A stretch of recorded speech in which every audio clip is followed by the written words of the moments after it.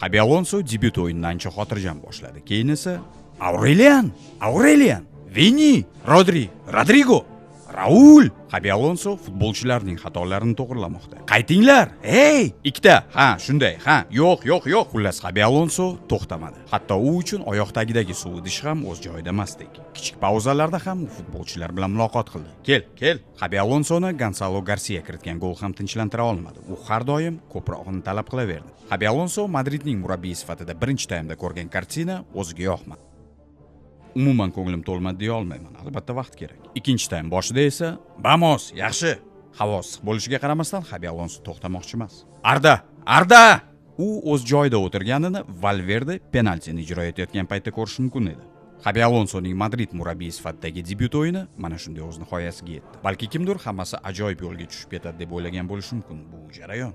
Hozircha esa 9 kun davomida bor-yo'g'i 3 ta mashg'ulotlarni o'tkazdik. Va yana bir bora bu jarayon. Alonso tanlagan uslub sekin yonadigan olovdek.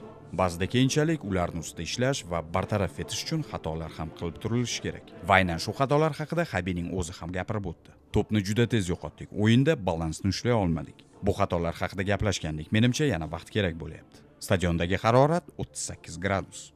Bu bahona emas-u, lekin juda issiq edi. Bunday havoda yuqori tempda o'ynash juda qiyin. Va bo'lib o'tgan o'yindan Alonsoning xulosasi. Bu o'yindan to'g'ri xulosa chiqarishni istaymiz va o'z o'yinimizni ko'rsatish uchun bizga vaqt kerak.